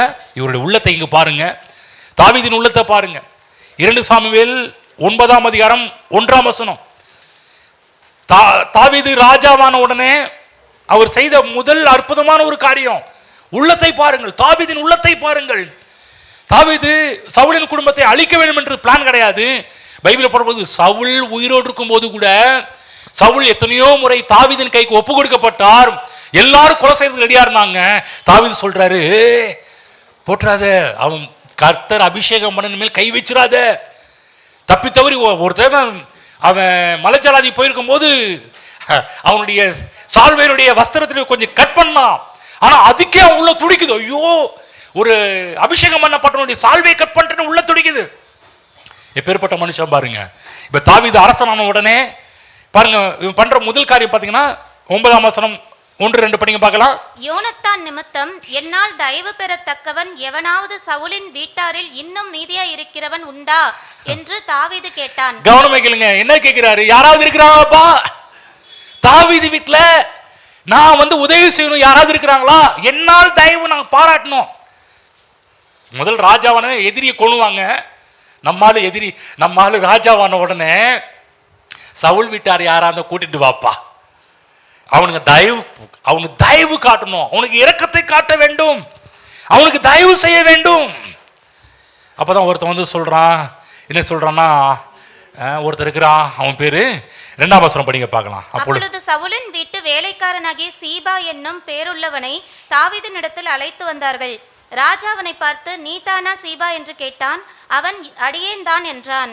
அப்பொழுது ராஜா, தேவன் நிமித்தம் நான் சவுலின் குடும்பத்தாருக்கு தயவு செய்யும்படி அவன் வீட்டாரில் யாதொருவன் இன்னும் மீதியா இருக்கிறானா என்று கேட்டதற்கு சீபா ராஜாவை பார்த்து, இன்னும் யோனத்தானுக்கு 2 கால்களும் முடமான ஒரு குமாரன் இருக்கிறான் என்றான். போதும், கவனிங்க, என்ன சொல்றோன்றது கவனமா கேளுங்க. தாவீதுடைய உள்ளம் எப்படின்னா, பதவி ஏற்ற உடனே எதிரிகளை கொல்ல வேண்டும் என்பது அவனுடைய திட்டம் அல்ல.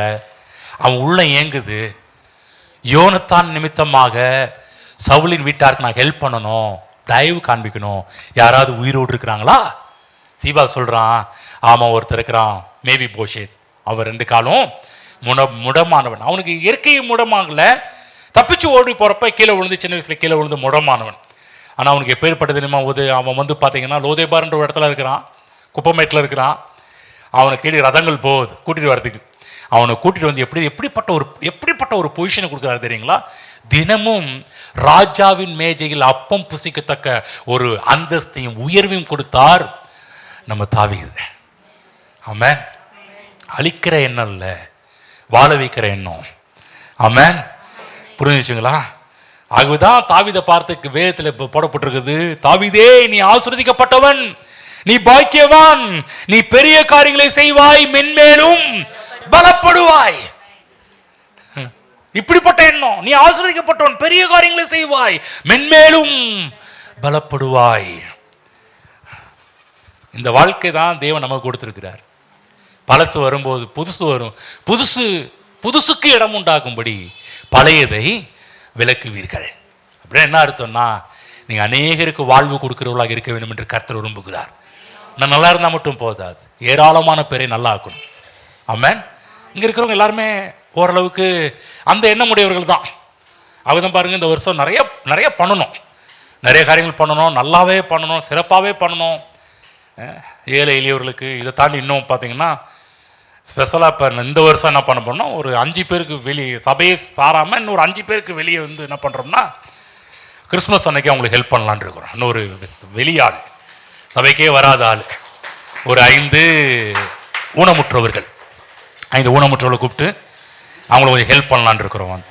அவங்களுக்கு சிறப்பாக பண்ணணும்னு ஆசைப்படுறோம். இதெல்லாம் எப்படி என்ன நான் பண்ணிட்டு இருக்கிறேன்னா, இது என்கிட்ட இருக்குதா காசு? இல்லை, இதெல்லாமே நீங்கள் கொடுக்குற அமௌண்ட், நீங்கள் போடுற காணிக்கை, தசமம் பாகம், இந்த கிறிஸ்மஸ்க்கு கொடுக்கின்ற ஸ்பெஷல் காணிக்கைகள், இதெல்லாமே தான் அதில் வருது. இப்போ நம்ம சபையை தாண்டி இப்போ என்ன பண்ணுறோம், இப்போ கொஞ்சம் அடுத்த ஸ்டெப்பு. இப்போ என்ன பண்ணுறோம், சபைக்குள்ளே எனக்கு என்னன்னா எல்லாருக்குமே ட்ரெஸ் எடுத்து கொடுக்கணும்னு எனக்கு ஆசை தான், எல்லாருக்குமே பண்ணணும்னு எனக்கு ஆசை தான். எப்படியாவது ஆலிவ் கல்யாணத்தில் பண்ணிடுவேன். ரைட், ஓகே, என்ன சொல்கிறேன் கவனமாக கேளுங்க. இப்போ என்ன பண்ணுறோம், அடுத்த ஸ்டெப்பு போகிறோம். இப்போ அடுத்து வெளியில் இருக்கிற அடுத்த சபையை சாராத மக்கள் மத்தியில் இப்போ தான் கொஞ்சம் உள்ள நுழையிறோம். புரியுதுங்களா? திரும்ப ஒருத்தர் கேட்டாங்க, எத்தனை பேரை கூட்டிகிட்டு வரட்டும்னாங்க. ஒரு 5 பேரை மட்டும் கூட்டிகிட்டு வாங்க. திடீர்னு வந்தாங்க, திடீர்னு சொன்னாங்க. நாங்கள் பண்ணுறோம், கண்டிப்பாக நாங்கள் பண்ணுறோம். ஆனால் முன்கூட்டியே சொல்லியிருந்தா இன்னும் நீங்கள் எல்லாரையும் கூட்டி வந்தால் கூட எங்களால் பண்ண முடியும். திடீர்னு சொன்ன உடனே எங்களால் பண்ண முடியல, ஒரு 5 பேரை மட்டும் கூட்டிகிட்டு வாங்கன்னு இருக்கிறோம், வருவாங்க, ஹெல்ப் பண்ணலான் இருக்கிறோம், உதவி செய்யலான்னு இருக்கிறோம். இன்னும் நம்ம தாண்டி போவோம், போகலாம்ல. சபை மட்டும் இல்லை, சபையை தாண்டி இன்னும் வெளியே நம்ம போவோம். சபை வந்து சபைக்குள்ளாவே கடவுள் ஏன் நம்மளை ஆசீர்வதிக்கிறாரு? இதெல்லாம் எப்படி நம்ம பண்ணுறோம்? நீ நினைக்கிற நான் பண்ணுறேன் நினச்சிட்டு இருக்கீங்களா? இல்லை, நீங்கள் கடவுள் உங்களை ஆசீர்வதிக்கிறார், ஆசீர்வாதத்தில் எடுத்து கொடுக்குறீர்கள். நாங்கள் என்ன பண்ணுறோம்? அதை எடுத்து மக்கள் மத்தியில் விதைக்கின்றோம், மற்றவர்களுக்கு கொடுக்கின்றோம். சபையை தாண்டி இப்போ வெளியே போகிறோம். நம்ம சொல்கிற சபையை தாண்டி வெளியே போகிறோம், அப்புறம் மாவட்டத்தை தாண்டி வெளியே போவோம், மாநிலத்தை தாண்டி வெளியே போவோம், நாட்டை தாண்டியே வெளியே போவோம். ஆமென். ஏன்னா இப்படிப்பட்ட எண்ணங்கள், எப்படிப்பட்ட எண்ணங்கள்? சிறுமைப்பட்டவன் மேல் சிந்தையுள்ளவன் பாக்கியவன். கடவுள் என்னை ஆசீர்வதிக்கிறாரு, நான் மற்றவர்களுக்கு ஆசீர்வாதமாக இருக்க வேண்டும் என்று தானே ஆசீர்வதிக்கிறார் என்ற எண்ணம் இருந்துச்சுன்னா, நான் சொல்றேன், யாருமே சுயநலவாதிகளாக இருக்க மாட்டீர்கள், பொது நலவாதிகளாக இருப்பீர்கள். சரி, கானான் தேச வாழ்க்கை பற்றி இன்னும் கொஞ்சம் பார்ப்போம், படிப்போம். உபாகம் 11க்கு போவோம். உபாகம் 11, 10, 11 திரும்ப அந்த சொந்த போவோம். இந்த கானான் வாழ்க்கையை பற்றி கொஞ்சம் படிச்சுட்டு வருவோம். 10, 11 கானான் வாழ்வு என்று சொன்னாலும் கிறிஸ்தவ வாழ்வு என்று சொன்னாலும் ரெண்டும் ஒன்று என்பதை பற்றி பார்க்கிறோம். இந்த கிறிஸ்தவ வாழ்வு எவ்வளவு விசேஷம் என்பதை எடுத்து காண்பிக்க வேண்டும் என்றால், கானான் வாழ்வு தெரிந்தால் கிறிஸ்தவ வாழ்வு எவ்வளவு விசேஷம் என்பது நமக்கு தெரிய வரும். 11ஆம் அதிகாரம் 10ஆம் வசனம் 11ஆம் வசனம். நீ சுதந்தரிக்க போகிற தேசம் நீ விட்டு வந்த எகிப்து தேசத்தை போல் இராது. பாத்தீங்களா? ஏற்கனவே படிச்சோம், விட்டு வந்த எகிப்து தேசத்தை போல் இராது. அங்கே நீ விதையை விதைத்து கீரை தோட்டத்திற்கு நீர் பாய்ச்சுகிறது போல உன் காலால் நீர் பாய்ச்சி வந்தாய். நீங்கள் சுதந்தரிக்க போகிற தேசமோ மலைகளும் பள்ளத்தாக்குகளும் உள்ள தேசம், அது வானத்தின் மலை தண்ணீரை குடிக்கும் தேசம். ஆமென். அவ்வளோ அழகா சொல்றாரு. நீங்க போற தேசம் இப்படிப்பட்டது, நீங்க வாழ்ற வாழ்க்கை இப்படிப்பட்டதுன்னு சொல்றாரு. அதுதான் சொன்ன, ரட்சிக்கப்படாத வாழ்க்கைக்கும் ரட்சிக்கப்பட்ட வாழ்க்கைக்கும் ரொம்ப வித்தியாசம் இருக்குது. எகிப்தின் வாழ்க்கைக்கும் கானான் வாழ்க்கைக்கும் ரொம்ப வித்தியாசம் இருக்குது. தேவன் காண்பிக்கிறார், வித்தியாசத்தை காண்பிப்பேன்னு சொல்லி இருக்கிறார், காண்பிக்கிறார். நான் சொன்னேன், எகிப்துல வந்து இவர்கள் அடிமைத்தன வாழ்க்கை இருந்துச்சு, பாவ வாழ்க்கை இருந்துச்சு. எகிப்துல கஷ்டப்பட்டாங்க. எகிப்துல பாத்தீங்கன்னா விடுதலை இல்லாமல் வாழ்ந்துகிட்டு இருந்தாங்க. ஆனா அங்கிருந்து கர்த்தர் அவங்களை விடுதலையாக்கி கானானுக்குள் கொண்டு வந்து அடிமைகளாக அல்ல, சுயாதீனர்களாக, விடுவிக்கப்பட்டவர்களாக, மகிமை நிறைந்தவர்களாக அவர்களை வாழ வேண்டும் என்று கர்த்தர் விரும்பினார். எகிப்துல பாருங்க, சுமை சுமக்கிற வேலை செஞ்சுட்டு இருந்தாங்க. எகிப்துல ஆலோட்டிகள்கிட்ட அடி வாங்கிட்டு இருந்தாங்க. அடிதான் அவங்களுக்கு மிச்சம், ஏகப்பட்ட அடி உத. பைபிள்ல போடப்பட்டது, அவர்கள் ஜீவனையும் கசப்பாக்கினார்கள்.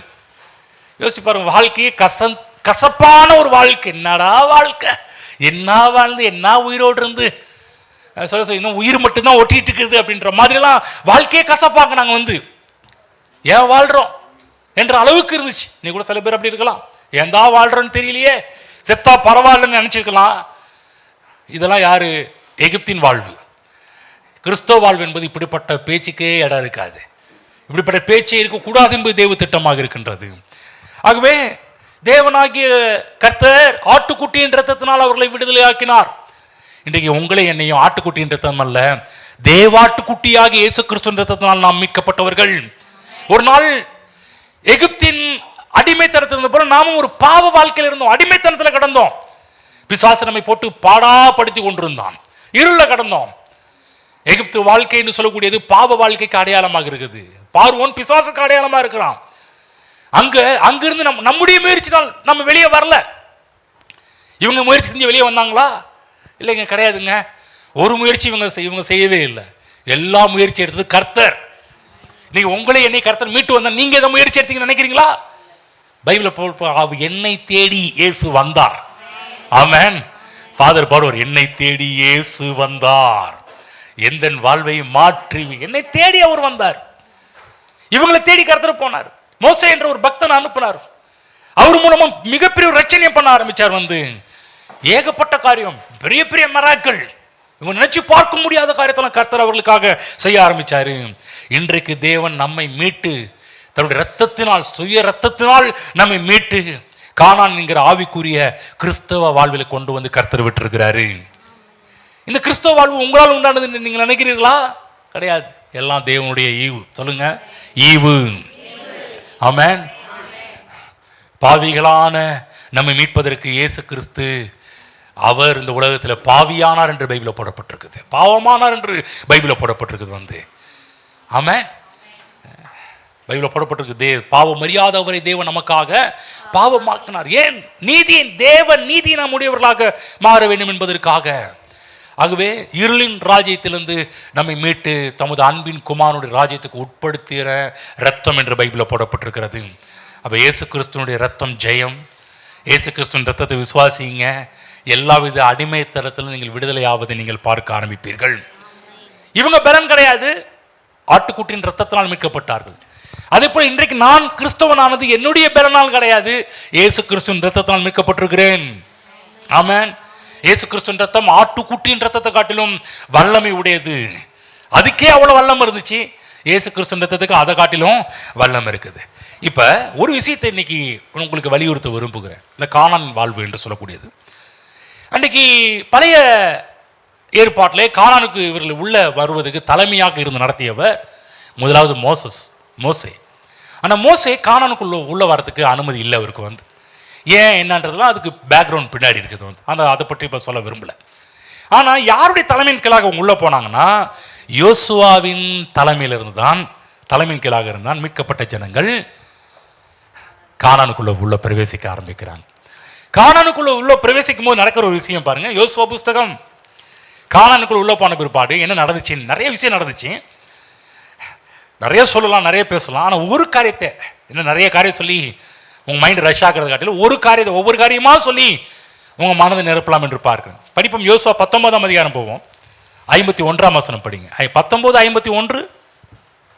ஆசாரியனாகிய எலியாசாரும் நூனின் குமாரனாகிய யோசுவாவும் கோத்திர பிதாக்களுடைய தலைவரும் சீலோவிலே ஆசரிப்பு கூடாரத்தின் வாசலிலே கர்த்தருடைய சந்நிதியில் இஸ்ரவேல் புத்திரரின் கோத்திரங்களுக்கு சீட்டு போட்டு கொடுத்த சுதந்திரங்கள் இவைகளே.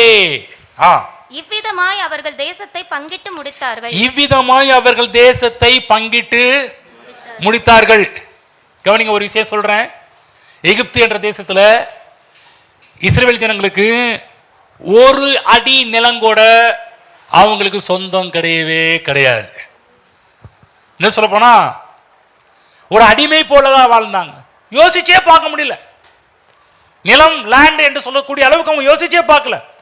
ஆனா கர்த்தர் அவர்களை அங்கிருந்து விடுதலையாக்கி கானானுக்கு கொண்டு வந்து இப்ப ஒரு அடி கூட நினைக்க முடியாத அவங்கள ஏக்கர் கணக்குல நிலத்தை அளந்து யோசுவா என்று சொல்லக்கூடிய ஒருத்தன் பேர்ல அவன் மூலமா எல்லா காரியத்தையும் ரெடி பண்ணி ஒவ்வொருத்தவங்க பேரும் ரெஜிஸ்டர் பண்ணி கொடுக்குறான் ஏக்கர் கணக்குல. ஹலோ, கானான் வாழ்வு பாருங்க, எகிப்திய வாழ்வு நினைச்சே பார்க்க முடியாது. ஒரு அடி கிடைக்குங்களா? அடிமைத்தனம் அந்த அளவுக்கு இருந்துச்சு. இங்கெல்லாம் லேண்ட் வாங்க முடியுமா அப்படின்ற லெவலுக்கு. இப்ப கர்த்தர் கானான்ல கொண்டு வந்து ஒரு அடி என்னடா, ஒரு அடி ஏக்கர் கணக்கில் பிரிச்சு கொடுக்கிறார் லேண்டுங்கள்லாம் அவங்களுக்கு. ஆமென். யோசிச்சு பாருங்க, எகிப்துல கொஞ்சம் நிலம் கூட இல்லை, ஆனா கானான்ல பெரிய பெரிய நிலங்கள் அவருடைய பேர்ல பட்டா பண்ணப்படுகின்றது, ரெஜிஸ்டர் பண்ணப்படுகின்றது. சொல்ற இவ்விதமாய் அவர்கள் தேசத்தை பங்கிட்டு முடித்தார்கள். எல்லாத்துக்கும் பங்கிட்டு பிளாட் எல்லாம் பிரிச்சுட்டார். இன்னும் சொல்ல போனா அடிமைகளாக இருந்தவர்கள் இப்ப நிலத்திற்கு உரிமையாளர்களாக மாறிவிட்டார்கள். இன்னும் சொல்ல போனா லேண்ட் லாட். சொல்லுங்க, லேண்ட் லாட். ஆமென். லேண்ட் லார்டாவே கருத்துடாக்கிட்டார். நான் சொல்றேன், இந்த கிறிஸ்தவ வாழ்வு அப்படிதாங்க. இப்ப நீங்க ஒரு வாடகை வீட்டில் வாழ்ந்துட்டு இருக்கலாம். சில சொந்த இடம்லாம் வாங்குற அளவுக்கு எங்கங்க, அதெல்லாம் நினைச்சு கூட பார்க்க முடியாதுங்க. நாங்க வாங்குற சம்பளத்துக்கு இருக்கிற கடனுக்கு அதெல்லாம் எப்படி நினைச்சு பார்க்க முடியும்? இல்லைங்க. கிறிஸ்தவ வாழ்விலே நீங்க சும்மா கொஞ்சம் லேண்டெல்லாம் கிடையாது. தேவன் ஏராளமான இடங்களை உடையவராக நீங்கள் இருக்க வேண்டும் என்று கர்த்தர் விரும்புகிறார். இயேசு என்ற பெயரும் யோசுவா என்ற பெயரும் எபிரேய பாஷையில ரெண்டும் ஒரே வார்த்தை தான். கவனமா கேளுங்க. திரும்ப சொல்றேன். புதிய ஏற்பாட்டில் இயேசு என்ற பெயரும் பழைய ஏற்பாட்டில் யோசுவா என்ற பெயரும் ரெண்டும் ஒரே மீனிங் என்பதை புரிந்து கொள்ள வேண்டும். எப்படி பழைய ஏற்பாடு காலத்தில் இயேசு என்று பெயருடைய யோசுவா தேசங்கள் எல்லாம் பங்கிட்டு எல்லாருக்கும் கொடுத்தாரோ, இன்றைக்கு புதிய உடன்படிக்கையாக இயேசு கிறிஸ்து என்ற தலைவருக்கீழாக இருக்கின்ற நாம் அவர் எப்படி பங்கிட்டு கொடுத்தாரோ, இன்றைக்கு இயேசு கிறிஸ்து நமக்கும் நிலங்களை பங்கிட்டு கொடுக்கிறவராக இருக்கிறார். ஆமென். பழைய ஏற்பாட்டு மக்கள் கானானுக்குள்ள போறதுக்கு முன்னாடி யோசுவா தலைமையின் கீழாக இருந்தார்கள். இன்றைக்கு கிறிஸ்தவ வாழ்க்கையிலே நமக்கு தலைவர் இயேசு. சொல்லுங்க, தலைவர் இயேசு. சொல்லுங்க, எங்க தலைவர் இயேசு. நல்லா சொல்லுங்க, மை பாஸ் ஜீசஸ். ஆமென். எஜமான், ஃபாதர் பாடுற மாதிரி, எஜமானனே, எஜமான் இயேசு, மனவாளன் இயேசு. பாஸ் அவர் தான் நமக்கு அவர் பாருங்க, இந்த கிறிஸ்தவ வாழ்வில் அவர் நமக்கு லேண்டெல்லாம் பிரித்து கொடுக்க அவர் ரெடியாக இருக்கிறார். யோசுவாவே அவங்களுக்கு சொந்த நிலங்களை பிரித்து கொடுப்பார் என்று சொன்னால், இயேசு நமக்கு சொந்த நிலங்களை தருவாரா தரமாட்டாரா? நிச்சயம் தருவார். 2026 நிறைய பேர் ஏராளமான இடங்களெல்லாம் வாங்க போகிறீங்க. கானான் தேச வாழ்வை 2026 நீங்கள் அனுபவிக்க போகிறீர்கள். நிறைய ரெஜிஸ்டர் ஆஃபீஸில் நிறைய பத்திரம், பாஸ்டே எங்கள் லேண்டுக்கு ஜெபம் பண்ணுங்க, அந்த இது வாங்கியாச்சு, இவெல்லாம் நகையை கொண்டு ஜெபம் பண்ண. நீங்கள் அடுத்தது இப்போ ஒன்றுக்காக ஜெபம் பண்ண போவீங்க, இல்லை பத்திரத்தெல்லாம் கொண்டு கொடுத்து ஜெபம் பண்ண போகிறீங்க. இந்த இடத்த இப்படி வாங்கிட்டோம், ஸ்தோத்திரம், இந்த இடத்த வாங்கிட்டோம், அந்த இடத்த வாங்கிட்டோம். ஆமென். உரிமை பாராட்டணும், சொந்தம் பாராட்ட வேண்டும். இல்லைங்க, அப்படியே வாழ்க்கை வாடகை வீட்டிலே வாழ்ந்துட்டு போயிடலாங்க. இல்லை, நீங்கள் நினச்சிருக்கலாம் வாடகை வீடுன்னு. நம்ம யார் தலைமையின் கீழே இருக்கிறோம்? இயேசு என்ற ஒருத்தர் தலைமையின் கீழே இருக்கிறோம். யோசுவாவே எல்லாருக்கும் நிலங்களை ஏக்கர் கணக்கில் பங்கிட்டு கொடுப்பார்னா உங்களுக்கு தர மாட்டாரா? பழைய ஏற்பாட்டின் உடன்படிக்கை காட்டிலும் புதிய உடன்படிக்கை, புதிய ஏற்பாட்டு உடன்படிக்கை விசேஷித்த உடன்படிக்கை. ஆமென்.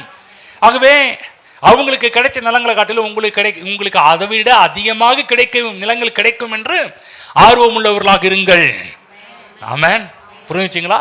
சொந்த நிலங்களை எதிர்பாருங்க, நிச்சயம் கொடுப்பார். பக்கத்தில் சொல்லுங்க, சொந்த நிலங்களை எதிர்பாருங்க, நிச்சயம் கொடுப்பார். ஆமென். பழைய யோசுவா தலைமையின் கீழாக இருக்கிற ஜனங்கள் நிலங்களை பெறுவார்கள் என்றால், புதிய ஏற்பாட்டு கிறிஸ்தவர்களாகிய நாம், இயேசு கிறிஸ்துவ கீழாக இருக்கிற நாம் நிச்சயமாக நிலங்களை பெறுவோம். கானான் வாழ்வு இந்த பூமியிலே வாழ்வோம். நான் உங்களை இயேசு கிறிஸ்து நாமத்தில் ஆசீர்வதிக்கிறேன். லேண்ட் லார்டாக மாறுங்கள். லேண்ட் லார்ட்ஸ்னா இது ஒரு லார்ட்னால நிறைய ஏகப்பட்ட நிலங்களுக்கு உரிமையாளர்களாக மாறுங்கள் என்று உங்களை ஆசீர்வதிக்கிறேன். பாருங்க, 1 ராஜாக்கள் புஸ்தகம் போவோம். யோசுவா காலத்தில் மட்டும் கிடையாது, சாலமோனின் நாட்களிலும் அவங்க எப்படி இருந்தாங்க. 1 ராஜாக்கள் 4ஆம் அதிகாரம் நானே கொஞ்சம் படிச்சிடுறேன், நேரம் கொஞ்சம் வேகத்தில் ஓடுது, அதனால் நானே படிச்சிடுறேன். 4ஆம் அதிகாரம் 20ஆம் வசனத்திலிருந்து நான் உங்களுக்கு படித்து காமிக்கிறேன்.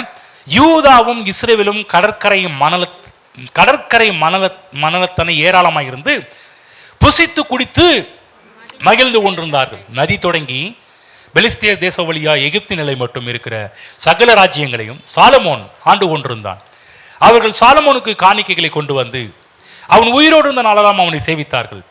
நாள் ஒன்றுக்கு சாலமோனுக்கு செல்லும் சாப்பாட்டு செலவு 30 மரக்கால் மெல்லிய மாவும் 60 மன்னிக்குவோம்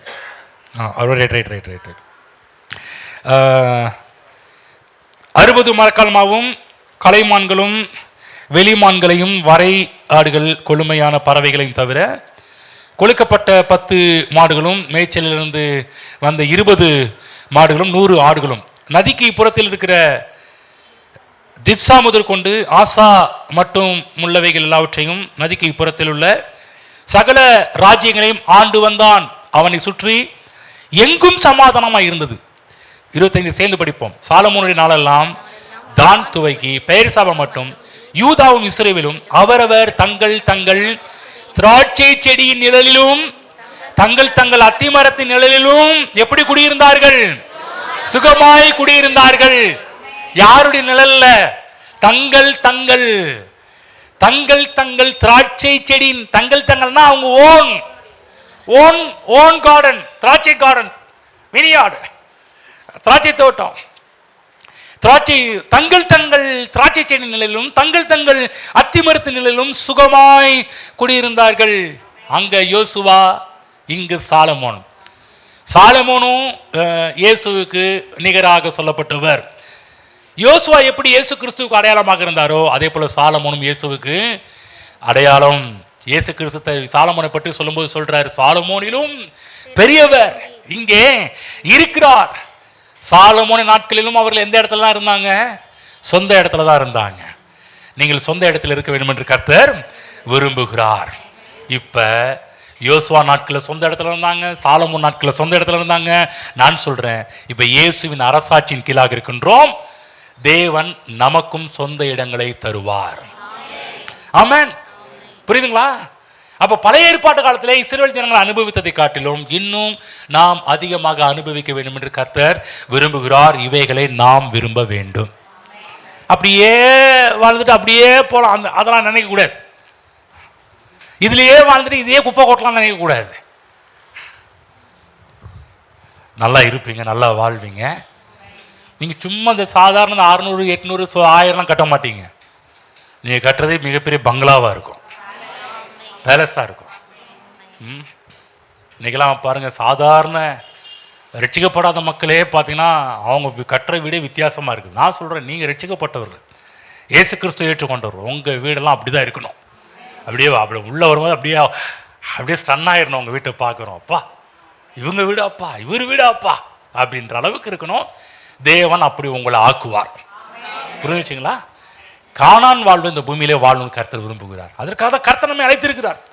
ஏதோ அப்படியே நம்மளை ரட்சித்து அப்படியே குப்பையில தூக்கி போட்டுட்டு போல. கர்த்தர் நம்மை ரட்சித்து தேவன் அவங்களை எகிப்திலிருந்து அடிமையத்திலிருந்து விடுதலையாக்கி அப்படியே வனாந்தரத்தில் அப்படியே விட்டுட்டு போல, அப்படியே அம்போன்னு விட்டுட்டு போல. அப்படியே பைபிள் யோசுவாவுக்கு அப்படியே பங்கிட்டு கொடுத்து எல்லாம் அவங்க தேசத்தை அவங்களுக்கு சொந்தமாக்குனது போல கிறிஸ்தவ வாழ்விலும் தேவன் உங்களுக்கு கானானிலே வாக்கு பண்ணப்பட்டதை எப்படி அவர்கள் அடைந்தார்களோ, புதிய உடன்படிக்கையிலையும் கிறிஸ்தவ வாழ்விலையும் கிறிஸ்தவ வாழ்வை குறித்து சொன்ன எல்லா நன்மைகள் நீங்கள் இந்த பூமியில பெற்று வாழ்வீர்களாக என்று சொல்லி உங்களை நான் ஆசீர்வதிக்கிறேன். எழுந்து நிற்போம். ஏன் கர்த்தர் உங்களா 2 காரியத்தை இன்னைக்கு மென்ஷன் பண்ண, கானான் வாழ்வை குறித்து ஏன் கர்த்தர் உங்களை ஆசீர்வதிக்கிறாரு? மற்றவர்களுக்கு நீங்கள் மற்றவர்களுக்கு நீங்கள் ஆசீர்வாதமா இருக்க வேண்டும் என்பதற்காக. அப்ப நீங்க சம்பாதிக்கும் போதெல்லாம் எப்படி நம்ம சுருட்டலாம், சுருட்டி எப்படி மூட்டை கட்டலாம், எப்படி மூட்டை மேல உட்காரலாம் யோசிக்க கூடாது. ஹலோ, பக்கத்துல இருக்கிறீங்களா? ஏதாவது உள்ள போச்சா? என்ன சொன்னாருன்னு? எப்படி சம்பாதிக்கலாம், பணம் பணம் பணம் எப்படி சேர்க்கலாம், எல்லாத்தையும் சேர்த்து அப்படியே மூட்டை கட்டி அப்படி மேல உட்காரலாம். அப்படி இல்லை இல்லை இல்லை இல்லை. அவர் சொல்றாரு, போன வருஷத்து இதை கழிச்சிட்டு புதிய வருஷத்துக்குரிய ஆசீர்வாதத்துக்கு இடத்தை உண்டாக்குங்கள். ஆமென். அப்படிப்பட்ட மனநிலை உள்ளவர்களாக மாறுங்கள். எதுக்காக கர்த்தர் ஆசீர்வதிக்கிறார் என்ற எண்ணத்தை முதல்ல புரிஞ்சுக்கிங்க. அதாவது சில பேர் பாருங்க ரொம்ப கன்ஃபியூஸா இருப்பாங்க. ஏன் கடவுள் உங்களை ஆசீர்வதிக்கிற? நல்லா சாப்பிடுங்க. ஹலோ, இல்லைம்மா சேர்த்து வைக்கணுங்க. சேர்த்து வைக்கிற ரைட்டு. முதல் நீங்கள் நல்லா இருந்தால அடுத்து சேர்த்து வச்சா அந்த காசு எடுத்து பயன்படுத்த முடியும். நீ நல்லா இல்லாமல் சேர்த்து வச்சு என்ன பிரயோஜனம்? பக்கத்தில் புரிஞ்சிச்சான்னு கேளுங்க. ஏதாவது மண்டையில் ஏதாவது கொஞ்சம் மூளைக்கு போச்சான்னு கேளுங்க.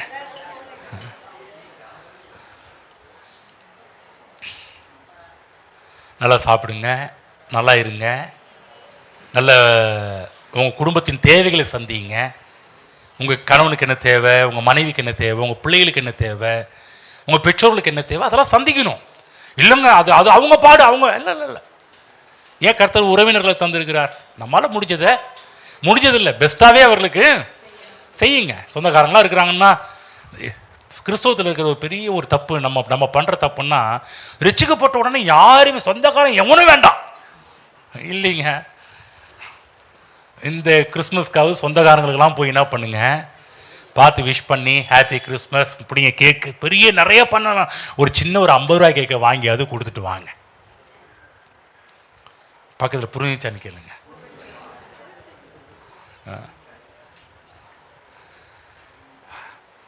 கொடுக்கும்போது அவர்கள் திரும்ப செய்வார்கள் எண்ணத்தோடு கொடுக்கக்கூடாது. நம்ம மனதெல்லாம் அப்படி தான். இப்போ கேக் கொடுத்தா அடுத்து தீபாவளிக்கு வரும், ரம்ஜானுக்கு பிரியாணி வரும். இல்லை ஒரு நாளும் அந்த தாட் நம்ம மனதுக்கு இதுவரை நான் நிறைய பண்ணுறேன் பாருங்க. ஒரு நாளும் நான் யாருக்கெல்லாம் பண்ணுவேன்னு திரும்ப எந்த இடத்துல வராதோ அந்த இடத்துல தான் கொடுக்க ஆரம்பிப்பேன். ஏன்னா ஏதாவது திரும்ப வரும், சில இடத்துல கொடுத்தா திரும்ப வரும், அந்த தாட்டு கூட வந்துடுன்றதுக்காகவே நான் பண்ணுவேன். யாருக்கு இல்லையோ அவங்களுக்கு கொடுக்கலாம். திரும்ப எங்கே நமக்கு ரிட்டர்ன் பண்ண மாட்டாங்களோ அங்கே கொடுக்கலாம். ஆமென். சில பேர் மனதில் இப்போ கொடுத்தா தான் அடுத்தது நம்ம எடுக்க முடியும். இல்லை, அவர் கொடுக்க ரெடியாக இருக்கிறார். அவர் சொல்கிறார் புதுசுக்கு இடம் உண்டாகும்படி பழசை நீக்கிங்க தான் சொல்லியிருக்கிறார், வேறு எதையுமே ஒரு உள்ளே கொண்டு வரல வந்து. அதனால் இயேசு கிறிஸ்து நாமத்தில் நான் சொல்கிறேன், இந்த வருஷத்து 2026 புதிதான நிறைய விஷயங்கள் உங்கள் வாழ்விலே இன்வால்மெண்ட் ஆகும். உங்கள் வாழ்வு நுழையும். புதிய ஆசீர்வாதங்களை பார்ப்பீங்க, புதிய வழிகள் திறப்பதை பார்ப்பீங்க, புதிய அனுகூலங்கள் உண்டாவதை பார்ப்பீங்க. அப்படி அனுகூலங்கள் உண்டாகும் போது உங்கள் மனதுக்கு உடனே வரணும், அடுத்த வருஷம் ஸ்டார்ட் பண்ணும்போது இதெல்லாம் நீக்கி ஏழைகளுக்கு, எளியவர்களுக்கு, கஷ்டப்படுறவங்களுக்கு கொடுக்க வேண்டும் என்பதற்காக கர்த்தர் இவ்வளவு அனுகூலங்களாக, இவ்வளவு தயவு, இவ்வளவு இரக்கங்களை பாராட்டுகிறார் என்பதை மனதில் பதித்துக் கொள்ளுங்கள். ஆமென். கர்த்தர் கொடுத்த வார்த்தைகளுக்கு நன்றி செலுத்துவோம். ஸ்தோத்திரம் பிதாவே.